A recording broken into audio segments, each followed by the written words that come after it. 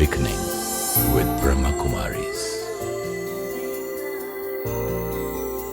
नमस्कार, स्वागत है आप सबका अवेकनिंग विद ब्रह्मा कुमारीज में।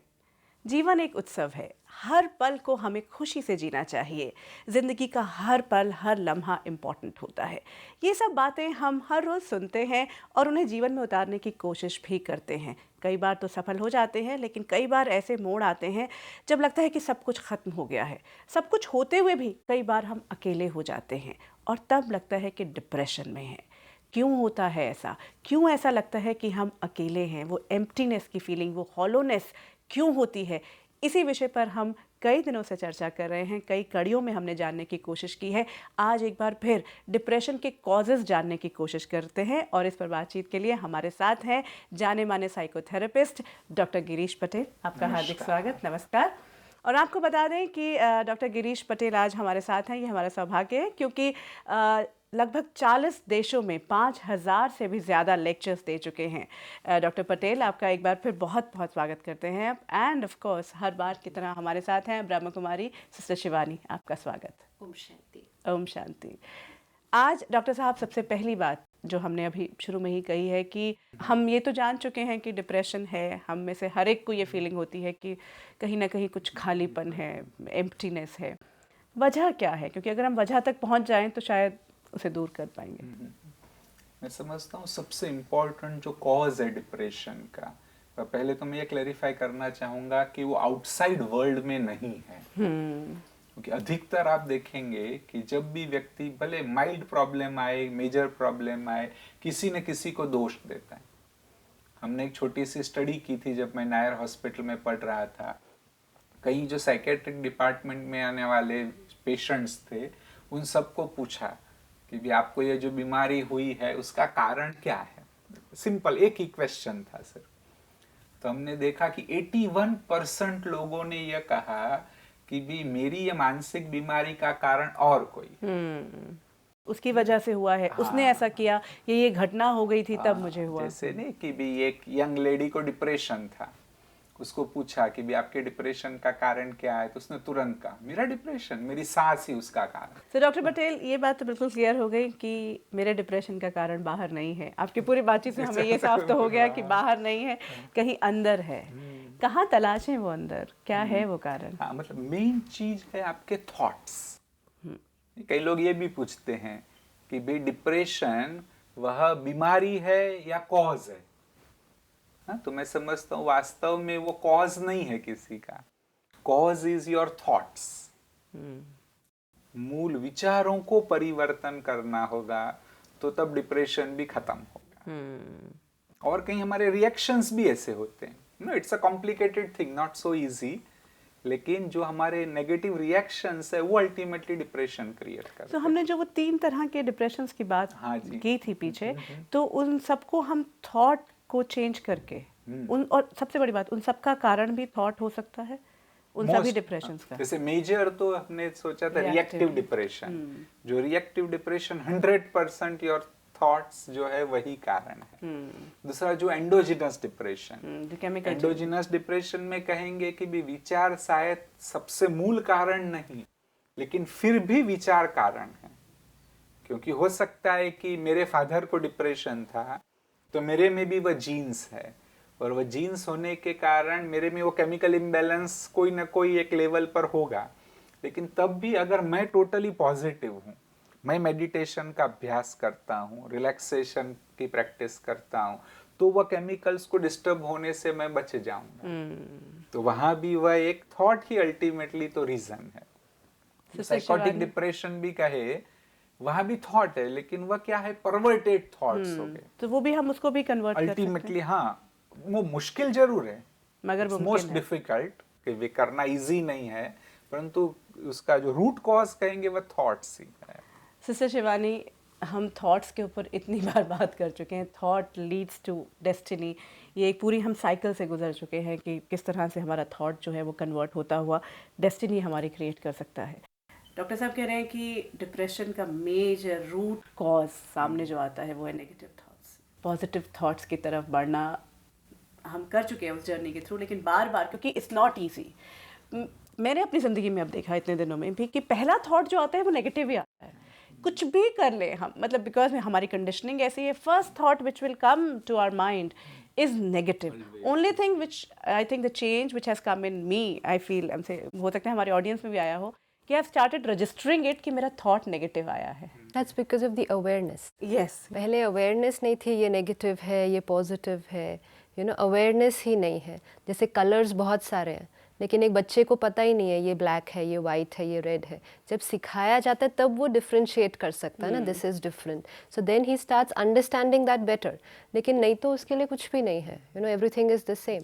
तो अब हम अपनी थॉट्स की अवेयरनेस में आ गए, ये नेगेटिव है, ये वेस्ट है, इसका फ़ायदा नहीं है, रिजेक्ट इट.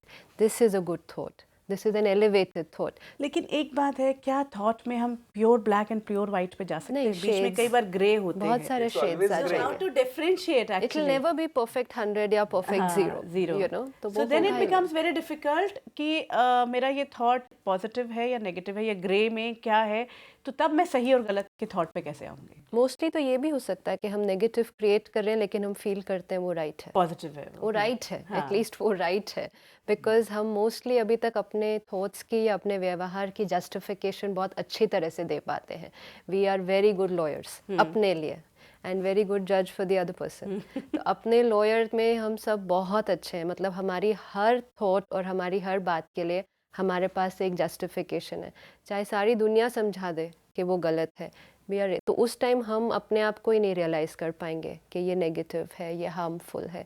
तो उसके लिए शायद थोड़ा साइलेंस में अगर हम बैठ के चेक करते हैं कि whether this is giving me comfort, ये मुझे फील कैसा कराती है. बिकॉज थॉट के बाद फॉलोड विद फीलिंग, जो हमने साइकिल भी देखा कि थॉट के बाद फीलिंग, फीलिंग के बाद एटीट्यूड, फिर वो एक्शन में आ रहा है. तो अगर थॉट लेवल पे नहीं इवैल्यूएट कर पा रहे कि क्या ये राइट थॉट है या नहीं, तो उसको एटीट्यूड या एक्शन तक लेकर जाइए, या फिर उसको पर्सनालिटी तक, डेस्टिनी तक भी लेकर जा सकते हैं.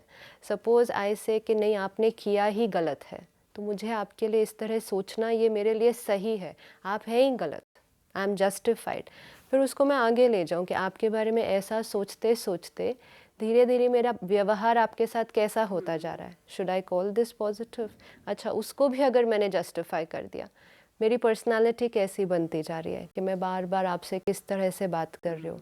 और वो एंगर फिर सिर्फ आप तक नहीं सीमित रहेगा, क्योंकि जो एनर्जी मैं अपने अंदर जनरेट कर रही हूँ, I can not give that only to you, so I will tend to distribute it to other people that I go. फिर उसके बाद जो एनर्जी मैं आपको दे रही हूँ, वो एनर्जी वापस मुझ पर आ रही है. तो मेरी डेस्टिनी धीरे धीरे क्या बनती जा रही है, मुझे ब्लेसिंग्स मिल रही हैं, गुड विशेस मिल रही हैं, या ऑपोजिट उसका.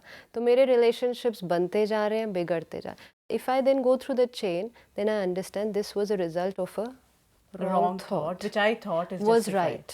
तो देन एटलीस्ट, या तो फिर उस डेस्टिनी को एक्सेप्ट करें. You want your life to be like this, तो ठीक है. अगर आप स्वीकार करते हैं कि आपकी जीवन में चिड़चिड़ापन, तनाव, एंग्जाइटी, गुस्सा ये भरा रहे, क्योंकि मैं जो काफ़ी लोगों को आज ये कड़वाहट भी अच्छी लगती, आदत हो जाती है. हाँ, they are used to it, so they are liking it. But ये प्रोग्राम हम यही डिस्कस कर रहे हैं कि मुझे जीवन में खुशी चाहिए. सो चाहिए कुछ और, उसके लिए कर कुछ और रहे, it will not happen. In fact अपने आप को खुद को बार बार ये याद दिलाना है कि तुझे क्या चाहिए. बिल्कुल, क्या चाहिए actually. And when we are talking about happiness, तो फिर जो फल चाहिए उसी का बीज बोना शुरू कीजिए. बीज कोई और बोए और फिर कहे फल कोई और चाहिए, that's not possible. We don't get it. In fact doctor Patel, हम फिर कॉजेस पर आते हैं. एक बात, सबसे बड़ी बात ये कि थॉट्स हमारे जनरेट करते हैं, जिस भी डिप्रेशन की हम बात कर रहे हैं, और थॉट को चेंज करना, अगेन ग्रे में रहते हैं, ग्रे होते हैं थॉट. कई बार हम नेगेटिव थॉट है वो हम मान ही नहीं पाते कि नेगेटिव है. So then this whole journey we take and then we realise कि ओहो, this thought was wrong actually, what people have been also saying. अब बात यहाँ आती है कि क्या इतना आसान है हर कदम पे अपने उस नेगेटिव थॉट को जान पाना और उससे अपने डिप्रेशन से बाहर निकल पाना? एक तो अगर आप थोड़ा सा अभ्यास करने लगे, जिसको अवेयरनेस की बात शिवानी बहन ने कही, ऐसे सिंपल भाषा में, अवेयरनेस कईयों को मुश्किल लगता है, उसको सरल भाषा में हम कहेंगे कि वी स्टार्ट वॉचिंग योरसेल्फ. एक जो सरल चीज है वह है कि अपनी फीलिंग्स को वॉच करना, कि मेरे दिमाग में क्या फील हो रहा है उसको वॉच करो, है ना, आंखों में क्या फील हो रहा है, हाँ, उसको वॉच करो, मुंह में क्या हो रहा है। हाँ, कई बार जब टेंशन में आते हैं ना, स्पेशल फीलिंग होती है, you may be tightening your jaws और समथिंग एल्स, शोल्डर्स में you may be no lifting your shoulders, thighs को भी आप कॉन्ट्रैक्ट कर रहे हैं, पेट में क्या फीलिंग हो रही है। नहीं, अगर उसको वॉच करना भी हम प्रारंभ कर देना, then you will catch. Negative thought जब इमर्ज हो रहा है उससे पहले ही आपको पता चल जाए, आपकी बॉडी भी रिएक्ट करने लगती है उसी तरह से। बिल्कुल, I have seen some time, although it's very rare, लेकिन कभी ऐसी अगर माइनर भी डिप्रेसिव फीलिंग आने लगे तो then I have realise what happens. May be starting even 0.1% start होना अब मुझे पता चल जाता है, and then no I become alert, no let me work with my self. तो वो जब बडिंग स्टेज में है तभी उसे दूर कर दो तो सदा के लिए मुक्ति मिलेगी। डॉक्टर साहब, यहाँ आपसे मैं ये जानना चाहती हूँ कि जब हम डिप्रेस्ड होते हैं यूजुअली तो हम लोनली हो जाते हैं, ये एम्प्टीनेस, हॉलोनेस की फीलिंग जो होती है। लेकिन कई बार हम सैड होते हैं, यू नो, दुखी हो रहे होते हैं, कुछ कोई इंसिडेंस ऐसा हो जाए, कोई कुछ और ऐसी बात हो जाए जो हमें दुखी कर जाती है। सो इज़ इट लाइक कि जब हम सैड हैं मतलब कि हम डिप्रेस्ड हैं? क्योंकि जब भी हम देखते हैं लोगों को वो दुखी से लगते हैं, हम तो हमें बोलते हैं कि आप डिप्रेस्ड हैं, डिप्रेस्ड क्यों हैं? तो जैसे नहीं हम डिप्रेस्ड नहीं, ऐसे ही मेरे को थोड़ा सा दुख हो गया है। सो हाउ टू डिफरेंशिएट, क्या दुख और डिप्रेशन इकट्ठा है या sadness and depression is like separate entities? No, it is separate. Kanupriya ji, बड़ा अच्छा प्रश्न है ना, even it should become quite clear. अगर ये क्लियर हो तो सैडनेस तो जीवन में आनी है थोड़े समय के लिए, डिप्रेशन वो लंबा चलता है, एक जो बात है। दूसरी है कि सैडनेस वो एक्टिव स्टेट है, जो डिप्रेशन है वो पैसिव है। ये जो चीज एक्टिव है ना उससे आप बाहर निकल सकते हैं, जो पैसिव है उससे बाहर निकलना मुश्किल है। दूसरी एक इम्पॉर्टेंट बात है कि सैडनेस में भी आप खुश रह सकते, you know, you have a sense of humour. आप कहीं देखिए कि कोई व्यक्ति रो भी रहा है फिर जोर से हंसने भी लगेगा कुछ होगा तो he is not depressed, he is only sad. अगर डिप्रेस्ड व्यक्ति को आप देखेंगे तो वो हंस नहीं पाएगा, कितना भी उसको कोई अच्छा सीरियल दिखा दो, कुछ जोक्स कट करो, वो थोड़ा भी उसके चेहरे पर, हाँ, उन्हें मतलब वो हंस नहीं पाएगा वास्तव में। इवन कई बार तो रो भी नहीं पाता है। डिप्रेस्ड व्यक्ति आप देखेंगे तो वो रो नहीं पाएगा। जब सैडनेस है तो आप रो लेंगे and then after crying you feel better. This is a catharsis which happens, निकल जाता है वो, निकल जाता है ना, कहते हैं कि रो के निकल गया। डिप्रेशन में वो कैथारसिस कहीं बार है वो मुश्किल हो सकता है। तो ये कुछ एक वास्तव में डिफरेंसेस है between sadness and depression actually. लेकिन एक बात ये बताइए सचिवानी कि sadness is natural, happiness is natural.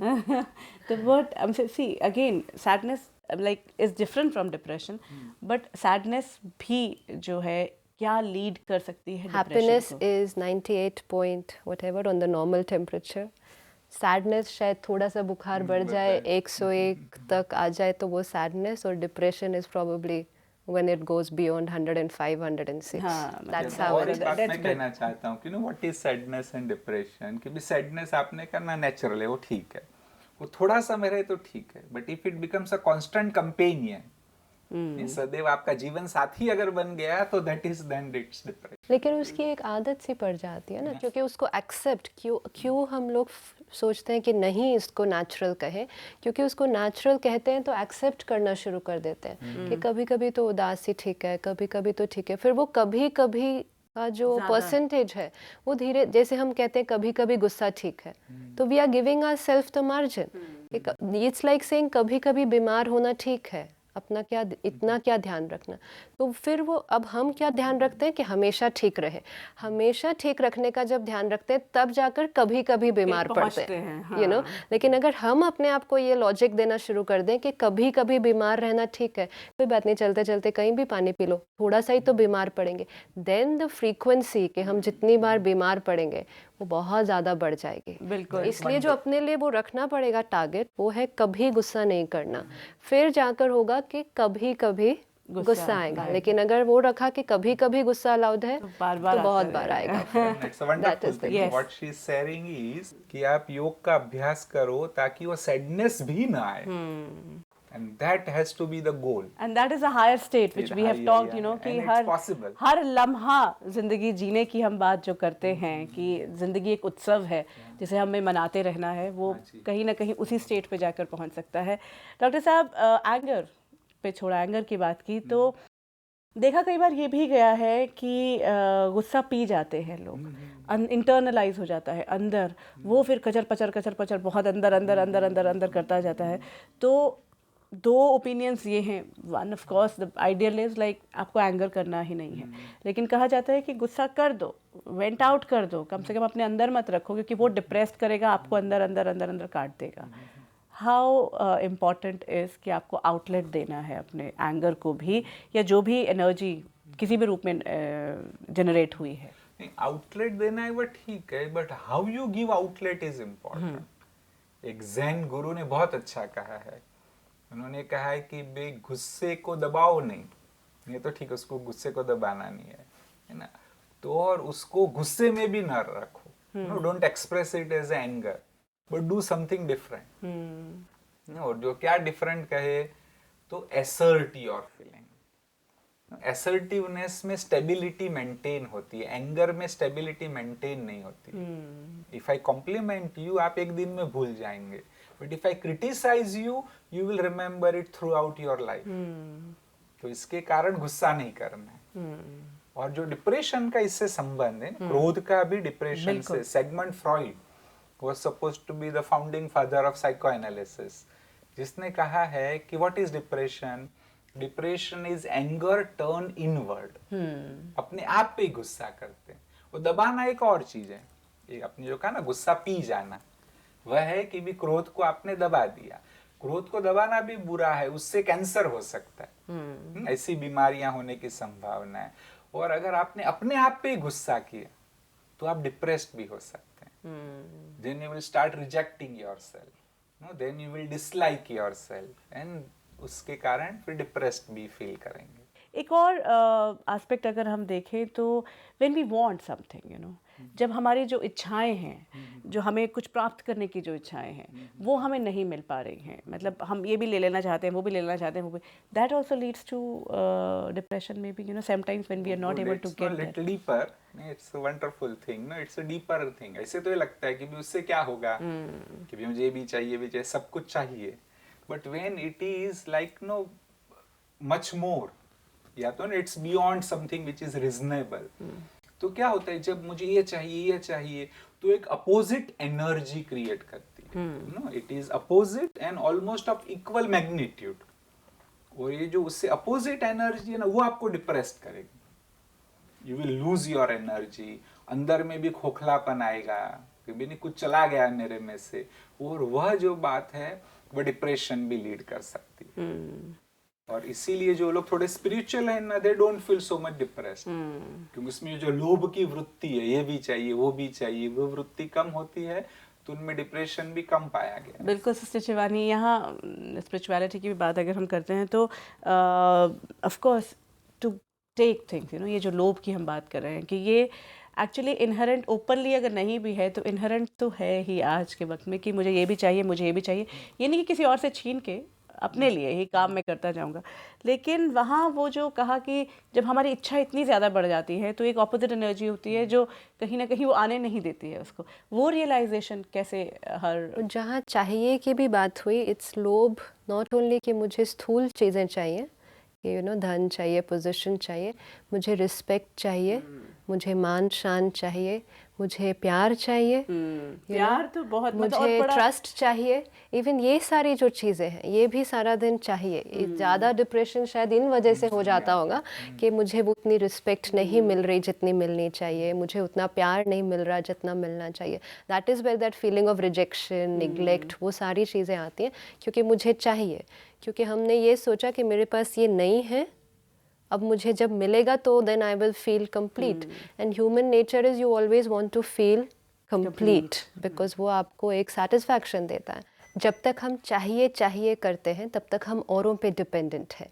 अब हमें समझ में आ गया कि हम खुद भरपूर हैं, हमें उसका सिर्फ ध्यान रखना है।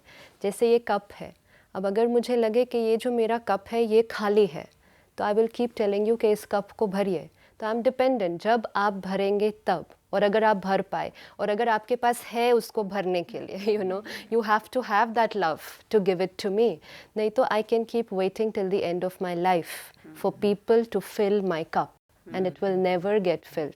एंड राजयोग से हमने ये रियलाइज़ किया कि मेरा जो कप है ये ऑलरेडी भरा हुआ है, मैं हूँ ही प्रेम स्वरूप।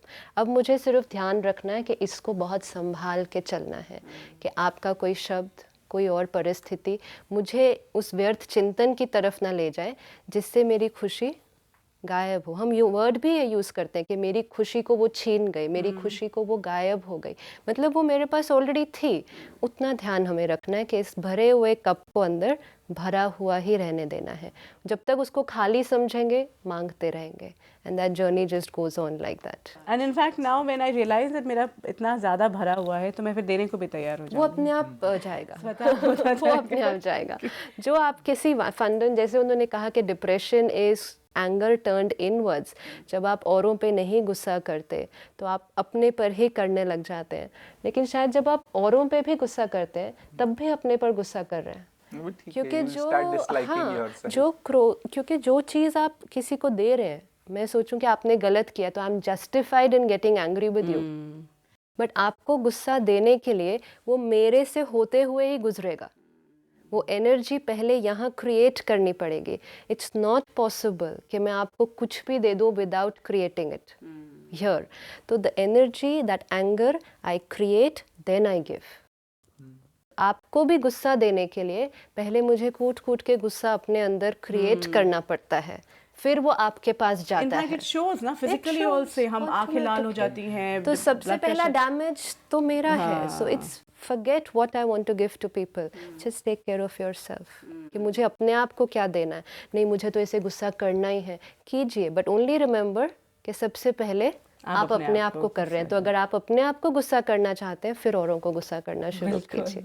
अल्टीमेटली बात वहीं आती है सिस्टर शिवानी कि एंगर अगर मैं किसी पे कर रही हूँ, जिसे मैं जस्टिफाई भी कर रही हूँ, वो कहीं ना कहीं मुझसे ही होता हुआ गुजर रहा है। तो ये बात, ये एहसास इसीलिए याद रखना है। डॉक्टर साहब, एक बात और चलते चलते आज इस कड़ी में ये जानना चाहेंगे कि जब एक बेबी बॉर्न होता है, जब बच्चा होता है, तब वो एक प्योर सोल जो जिसे हम तलाश रहे हैं खुद, वो है।